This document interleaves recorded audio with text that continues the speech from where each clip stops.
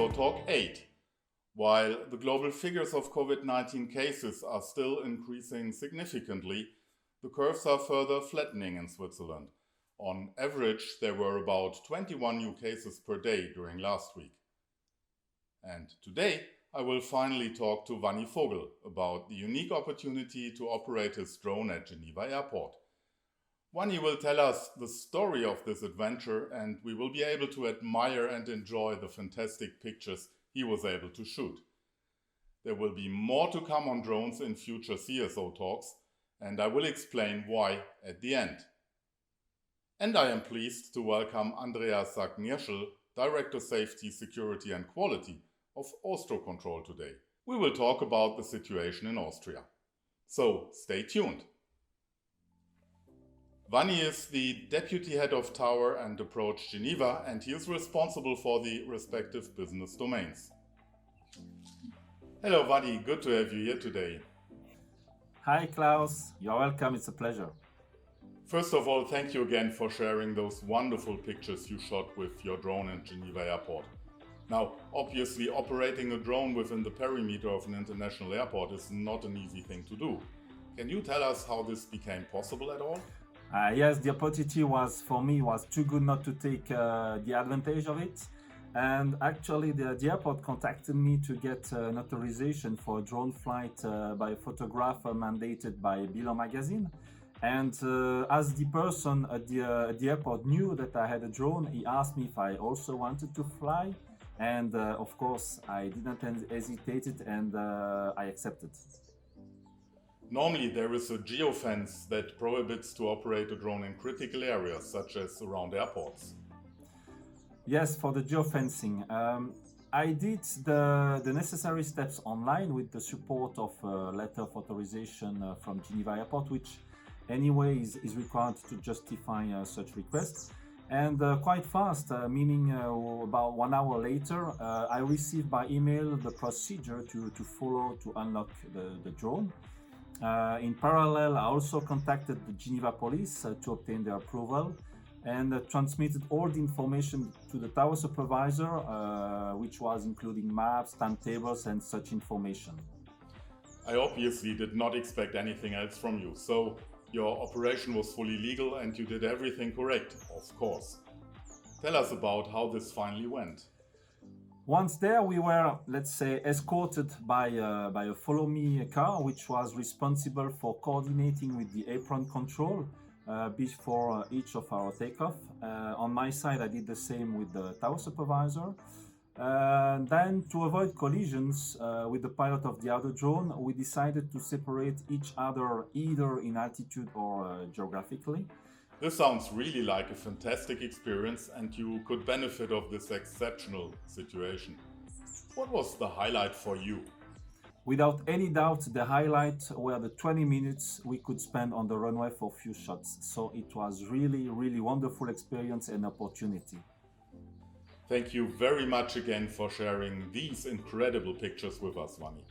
See you hopefully soon again in our offices in Geneva.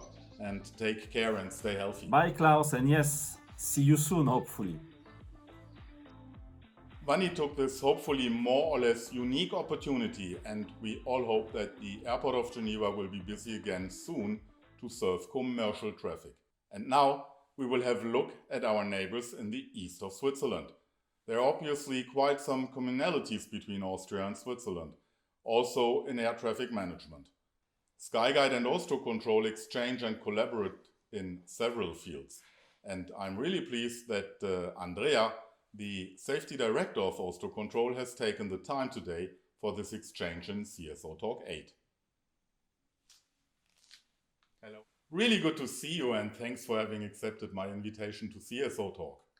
Hi Klaus, thanks for the invitation. It's really nice to see you. I hope you're doing well. Yes, I am well, thank you. Andrea, how are things in Austria and at Austrocontrol? Well, things in Austria are slowly resuming to a new kind of normal. The number of COVID-19 cases has gone down significantly, which has allowed us to come out of our lockdown. So restaurants, shops, hotels have reopened. But of course, there's a lot of health measures in place which affect everyday life.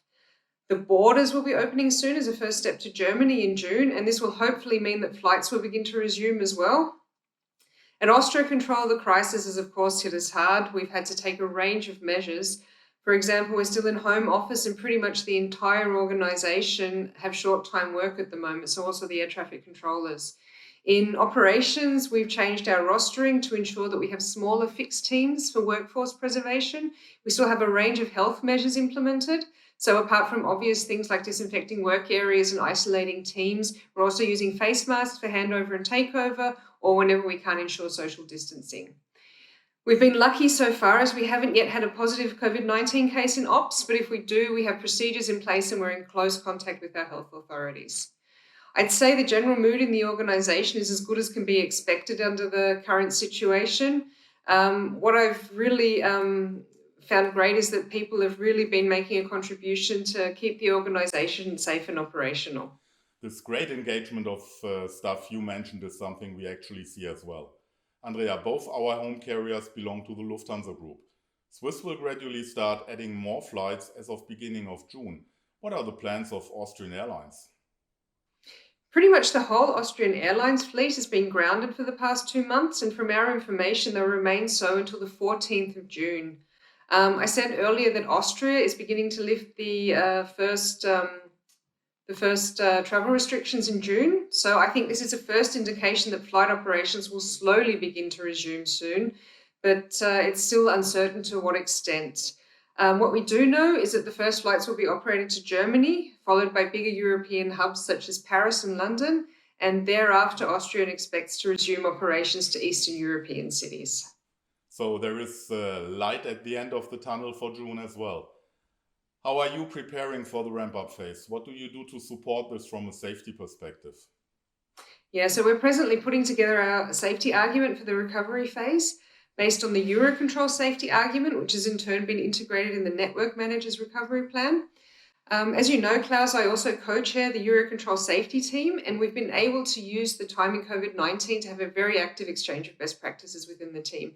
We've been working together to consider the different factors we need to weigh in our safety arguments. I think it's important to really put our heads together now and to think about how we want to deal with issues such as skill fade, monotony, and also vigilance in times of low traffic and also in recovery. Because we've gone from 1 year where many of us were facing overloads to low traffic scenarios which we've never seen before for the past 2 months, and it will probably stay this way for the next couple of months. The thing is, no one really knows how quickly or slowly recovery will be, and therefore I think we really need to be armed with answers to all the questions that may arise in the next months.